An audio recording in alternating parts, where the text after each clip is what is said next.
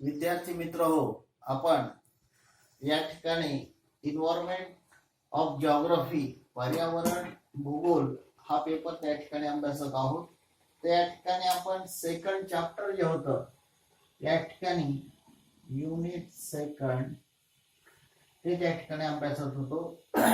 आता याच्यामध्ये unit second जे आहे तर त्याचा अभ्यास करत असताना आपण या ठिकाणी इकॉलॉजी जे आहे तर त्याचा अभ्यास या ठिकाणी करत होतो, किंवा परिस्थितिकी शास्त्र कशाला त्या ठिकाणी म्हणतात त्याचा अभ्यास आपण या ठिकाणी केला होता.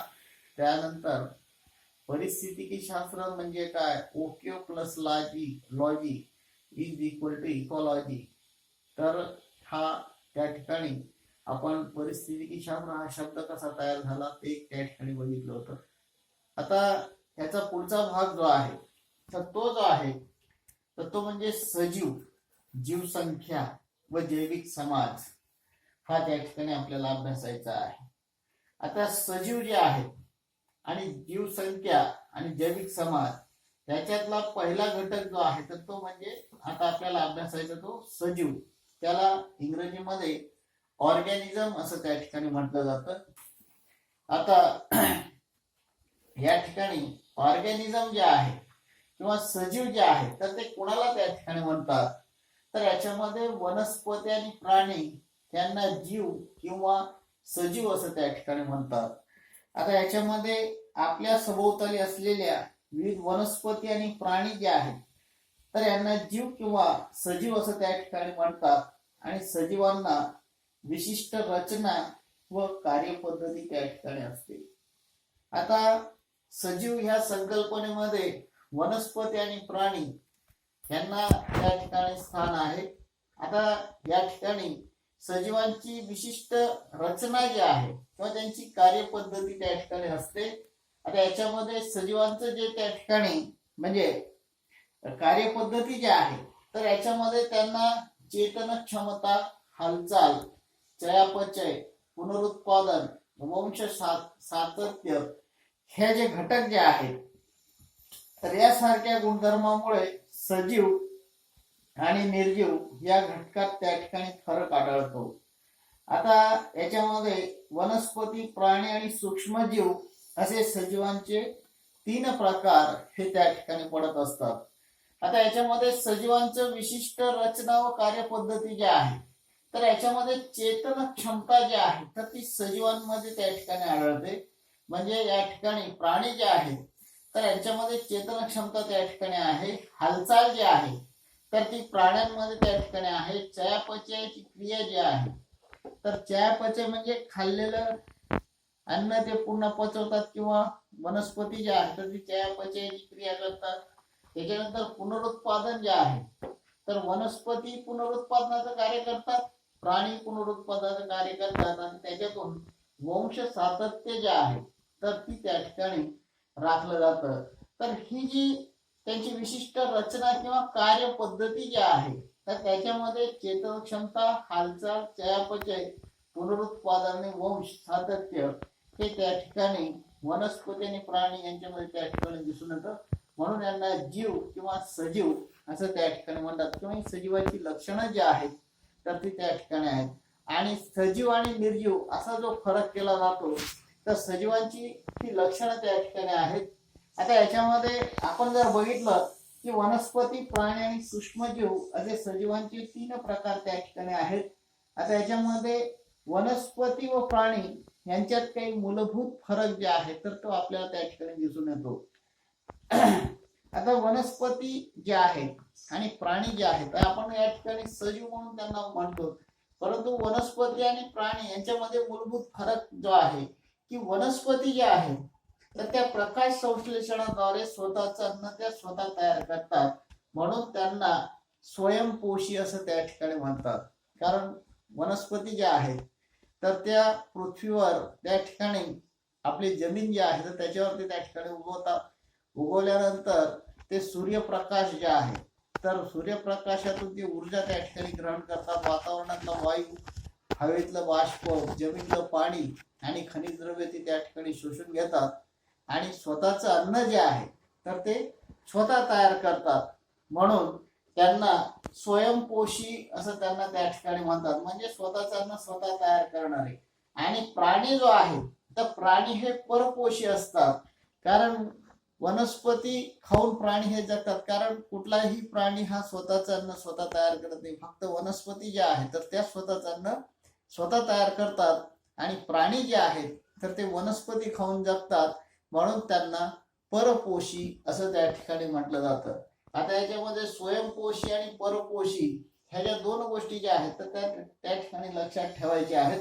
आता परपोषी जे आहेत तर याच्यामध्ये आपण जर बघितलं की गवत खाऊन जगणारे प्राणी जे आहेत तर ते वनस्पती खाऊन जगतात, किंवा त्यांच्यावर जे प्राण्याला खाऊन जगणारे प्राणी जे आहेत त्यात उदाहरणार्थ सिंह, वाघ हे जे प्राणी जे आहेत तर हरण जे आहेत, ससे जे आहेत किंवा इतर प्राणी खाऊन त्या ठिकाणी जगतात, म्हणून ते तृतीय भक्षक त्या ठिकाणी आहेत. परंतु ते सुद्धा या ठिकाणी परपोषी त्या ठिकाणी आहेत, ते सुद्धा प्रत्यक्षरित्या ऊर्जेसाठी ते वनस्पतीवरच त्या ठिकाणी अवलंबून असतात. आणि संपूर्ण पृथ्वीवर सूर्य जे आहे तर हा एकमेव स्तोत्र त्या ठिकाणी ऊर्जेचा त्या ठिकाणी, आणि संपूर्ण जीवसृष्टीला ऊर्जा जी आहे तर सूर्यापासून त्या ठिकाणी मिळते. म्हणून वनस्पती जे आहेत तर स्वतःच अन्न स्वतः तयार करतात प्रकाश संश्लेषणाच्या कार्यातून, आणि त्या ठिकाणी शर्करेची त्या ठिकाणी निर्मिती करून ते स्वतःच अन्न ते स्वतः त्या ठिकाणी तयार करत असतात, म्हणून त्यांना स्वयंपोषी असं त्या ठिकाणी म्हणतात. आणि प्राणी जे आहेत तर त्यांना परपोषी असं त्या ठिकाणी म्हणतात. आता प्राणी मात्र अन्नासाठी वनस्पतीवर त्या ठिकाणी अवलंबून असतात. तसंच प्राण्यांची संचार शक्ती आणि हालचाल क्षमता जी आहे तर ती वनस्पतींपेक्षा जास्त प्रमाणात असते. आता प्राणी जे आहेत आणि वनस्पती जे आहेत तर यांच्यामधला फरक हा आहे की प्राणी जो आहे तर तो एका ठिकाणावरून दुसऱ्या ठिकाणी सहज त्या ठिकाणी जातो, परंतु वनस्पती ज्या आहेत तर ते एकाच ठिकाणी त्या ठिकाणी असतात. परंतु हवा जी आहे तर हवेच्या माध्यमातून समजा त्यांचे बी जे आहे किंवा परागकण जे आहे तर ते हवेत पक्ष्यांमार्फत ते स्थलांतर होतात आणि दुसऱ्या ठिकाणी ते उगवतात, तर हे आपल्याला दिसतं. परंतु प्राणी जे आहेत तर ते स्थलांतर करतात, किंवा त्यांची संचार शक्ती जी आहे, हालचाल क्षमता जी आहे तर ती वनस्पतीपेक्षा जास्त असते. आणि सूक्ष्मजीव जे आहेत तर याच्यामध्ये विशेषतः सूक्ष्मजीवात जीवाणू, विषाणू, शैवाल आणि कवक इत्यादींचा समावेश हा सूक्ष्मजीवात त्या ठिकाणी होत असतो. अतिशय सूक्ष्म जे आहे जीव तर त्यांना सूक्ष्मजीवात समावेश, म्हणजे जीवाणू असेल, विषाणू असेल, शैवाल असेल, कवक असेल, तर यांचा समावेश हा त्या ठिकाणी सूक्ष्मजीवात त्या ठिकाणी होतो. आणि 1859 मध्ये चार्लस डार्विन या शास्त्रज्ञाने जीवनाच्या अस्तित्वाबद्दल व पर्यावरणातील संघर्षाबद्दल उत्क्रांती तत्वाचा पुरस्कार करून महत्वपूर्ण सिद्धांत त्या ठिकाणी मांडलेला आहे. आता याच्यामध्ये 1859 मध्ये चार्लस डार्विन जो आहे तर हा प्राणीशास्त्राचा अभ्यासक त्या ठिकाणी होता, वनस्पतीशास्त्र त्याने अभ्यास केला, आणि त्याच्यातून त्याने उत्क्रांतीवादाचा सिद्धांत जो आहे तर तो त्या ठिकाणी मांडला. आणि आज सुद्धा ह्या सिद्धांताला महत्व जे आहे तर आपल्याला त्या ठिकाणी दिसून येतं.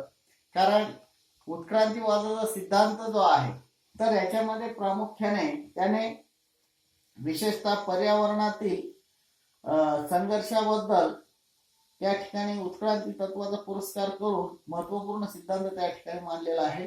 सजीवांच्या उत्क्रांतीत पृथ्वीवरील भूगर्भशास्त्रीय व भूगोलशास्त्रीय घटना अत्यंत महत्वाच्या त्या ठिकाणी आहेत. कारण काळाच्या प्रवाहात भू हालचाली, वातावरणातील व हवामानातील बदल यांचा संयुक्त त्या ठिकाणी परिणाम होऊन जीवसृष्टीत अनेक बदल त्या ठिकाणी घडून आलेले आहेत. आता याच्यामध्ये भू हालचाली जे आहेत जर आपण या ठिकाणी बघितलं की वेगनरने खंडवन सिद्धांत त्या ठिकाणी मांडलेला आहे. आता खंडवन सिद्धांत जो आहे तर सुरुवातीला संपूर्ण पृथ्वी जी आहे तर ती एक संघ होती, त्याला पॅंगे असं त्याने नाव दिलेलं होतं.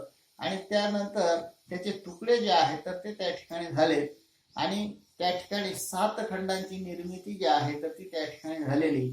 आता ज्या वेळेला ही खंडांची निर्मिती त्या ठिकाणी झाली, एक संघ असताना त्या खंडावर असणाऱ्या वनस्पती किंवा प्राणी आणि ज्या वेळेला ते एकमेकांपासून दूर गेले तर त्या ठिकाणी वनस्पती आणि प्राण्यांचं वितरण जे आहे तर प्रत्येक खंडावर वेगवेगळं त्या ठिकाणी झालं आणि याच्यातूनच त्या ठिकाणी म्हणजे भूखंडांच्या हालचाली तसंच वातावरण आणि हवामानातील बदल यांचा संयुक्त परिणाम होऊन जीवसृष्टीत अनेक बदल त्या ठिकाणी घडून आलेले आहेत.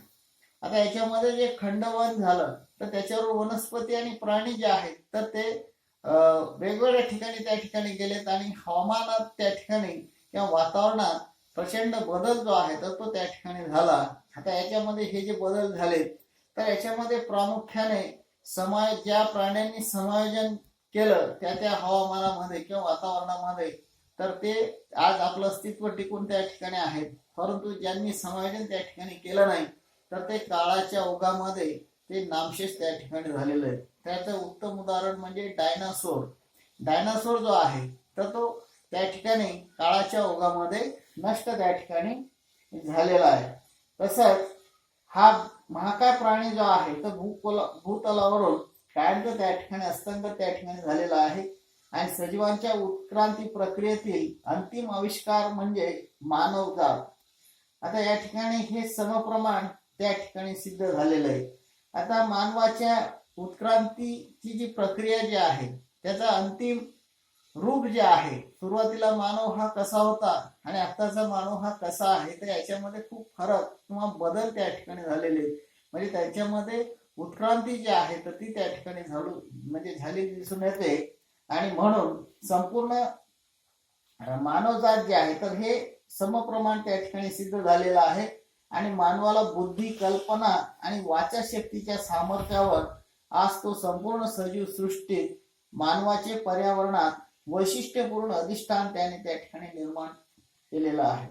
आता मानवाला निसर्गता बुद्धी जे आहे आता या ठिकाणी मानव जे आहे तर निसर्गता त्याला बुद्धी त्या ठिकाणी मिळालेली आहे. त्याच्यानंतर कल्पना शक्ती त्याला आहे आणि वाचा शक्ती आहे म्हणून तो या भूतलावर त्याचं वैशिष्ट्यपूर्ण स्थान त्या ठिकाणी कारण मानव हा इतर प्राण्यांमध्ये श्रेष्ठ का ठरला कारण निसर्गाने त्याला बुद्धी जी आहे तर ती त्या ठिकाणी दिली. बुद्धी जी आहे निरीक्षण शक्ती जी आहे वाचा शक्ती जी आहे तर ती त्याला त्या ठिकाणी दिली आणि कल्पना शक्ती जी आहे तर त्याच्या जोरावर आजचा जो मानव जो आहे प्रगत मानव आपण त्याला त्या ठिकाणी म्हणतो तर आजचा चंद्रावर जाऊन आता त्या ठिकाणी या उत्तरोत्तर जास्त प्रगती करणारा मानव हा आपल्याला आज भूतलावर त्या ठिकाणी दिसून येतो म्हणून हा एक महत्वाचा भाग त्या ठिकाणी आहे.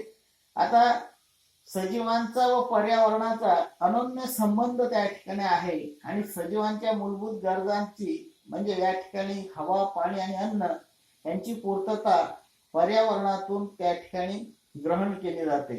आता या ठिकाणी सजीवांचा आणि पर्यावरणाचा अनन्य संबंध आहे. आता याच्यामध्ये सजीवांची मूलभूत गरजा ज्या आहेत तर सजीवांना हवा त्या ठिकाणी लागते कारण कोणताही प्राणी असेल मानव प्राणी असेल तर जगण्यासाठी ऑक्सिजन हा त्या ठिकाणी लागतो. त्याच्यानंतर पाणी जे आहे तर ते त्या ठिकाणी लागतं आणि अन्न जे आहे तर माणसासाठी अन्न असेल प्राण्यांसाठी अन्न असेल तर त्याचे त्या ठिकाणी पूर्तता जी आहे तर ती पर्यावरणातून ग्रहण त्या ठिकाणी केली जाते म्हणून सजीवांचा आणि पर्यावरणाचा अनन्य संबंध त्या ठिकाणी आहे. आणि याच्यातला एक जरी घटक दूषित झाला तर सजीवांचं अस्तित्व जे आहे तर ते धोक्यात त्या ठिकाणी येतं म्हणून या ठिकाणी पर्यावरणात त्या ठिकाणी आणि सजीवांचा आणि पर्यावरणाचा अनन्य संबंध आपल्याला त्या ठिकाणी दिसून येतो म्हणून पर्यावरणातील अजैविक आणि जैविक घटकांवरच सजीवांवर स्वतंत्ररित्या व सामूहिकरित्या एकत्रित प्रभाव त्या ठिकाणी असतो. आता या ठिकाणी आपण मागच्या याच्यामध्ये बघितलं होतं की जैविक आणि अजैविक ज्याला बायोटिक नॉन बायोटिक जे घटक जे होते आता याच्यामध्ये हे जे जैविक अजैविक घटक जे आहेत पर्यावरणीय घटक असं त्याला त्या ठिकाणी म्हणतात. नैसर्गिक घटक त्याच्यामध्ये जल स्थल वायू ऊर्जा प्रकाश या घटकांचा समावेश त्या ठिकाणी होतो आणि जैविक घटक जे आहेत तर त्याच्यामध्ये सजीव त्यांची जीवसंख्या जीवन स्पर्धा जैविक समूह संघर्ष समायोजन या घटकांचा समावेश हा त्या ठिकाणी होत असतो. आणि हे जे जैविक अजैविक घटक जे आहेत तर यांच्यावरच सजीवांवरच स्वतंत्ररित्या किंवा सामूहिकरित्या एकत्रित प्रभाव त्या ठिकाणी असतो. आता हे जे घटक जे आहेत तर या घटकांचा सजीवांवर त्या ठिकाणी परिणाम होत असतो किंवा सजीवांचा सुद्धा अजैविक घटकांवर त्या ठिकाणी परिणाम होत असतो आणि यांच्यामध्ये पारस्परिक आंतरक्रिया ज्या आहेत तर त्या ठिकाणी घडत असतात आणि त्या क्रिया घडत असल्यामुळे त्या ठिकाणी आज संपूर्ण सजीव सृष्टी जी आहे तर ती अनुबंधित त्या ठिकाणी झालेली.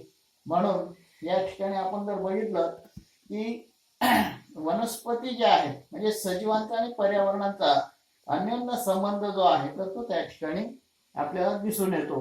तसंच या ठिकाणी पर्यावरणाच्या विविध घटकांची उपलब्धता आणि तीव्रता सजीवांच्या जीवनक्रमाशी अनुबंधित त्या ठिकाणी असते.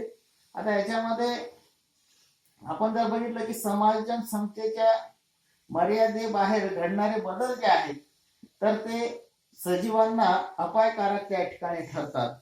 आता या ठिकाणी जे आहे की अजैविक घटक जे आहेत तर हे अजैविक घटकामध्ये मानवाने म्हणजे जे आपले बदल जे आहेत स्वतःचा विकास करत असताना त्याने मृदावरण, जलावरण, वातावरण आणि जीवावरण ह्याच्यामध्ये प्रचंड ढवळाढवळ त्याने त्या ठिकाणी केलेली आणि त्याच्यामुळे या ठिकाणी सर्व सजीवांचं अस्तित्व जे आहे तर ते धोक्यात आलेलं आहे. आता याच्यामध्ये अजैविक घटकातला एखादा घटक जरी दोलायमान झाला तर त्याचा पूर्ण परिणाम हा जैविक घटकांवर हा त्या ठिकाणी होत असतो. म्हणून समायोजन क्षमतेच्या बाहेर घडणारे बदल जे आहेत तर ते सजीवांना त्या ठिकाणी अपायकारक ठरतात.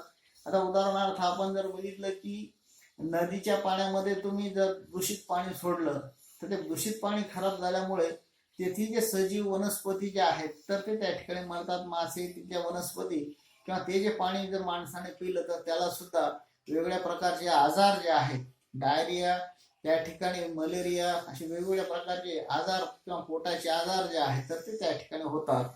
म्हणून या ठिकाणी समायोजन क्षमतेच्या मर्यादेबाहेर घडणारे बदल जे आहेत तर ते सजीवांना अपायकारक ठरतात आणि आतापर्यंत झालेल्या निर्बंध वृक्षतोडीमुळे जमिनीची धूप जी आहे तर ती त्या ठिकाणी वाढत आहे आणि याचा परिणाम हा कृषी परिसंस्थेवर त्या ठिकाणी आपल्याला दिसून येतो.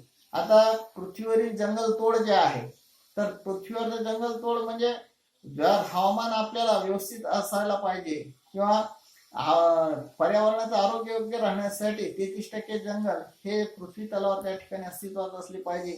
परंतु मानवाने जर खूप शेतीसाठी किंवा राहण्यासाठी, शहरासाठी, कारखान्यासाठी मोठ्या प्रमाणावर वृक्षतोड त्या ठिकाणी केलेली आणि त्याच्यामुळे जमिनीची धूप जी आहे तर ती मोठ्या प्रमाणावर त्या ठिकाणी झालेली आणि याचा परिणाम म्हणून काय की कृषी परिसंस्था जी आहे तर ती धोक्यात आली. कारण जमिनीचे धूप जे आहे तर मोठ्या प्रमाणात झाल्यामुळे या ठिकाणी जमिनी ज्या आहेत तर त्या उजाड त्या ठिकाणी झालेल्या आहेत किंवा त्या म्हणजे नाव उत्पादक जे आहेत तर त्या अशा जमिनी त्या ठिकाणी झालेल्या आहेत.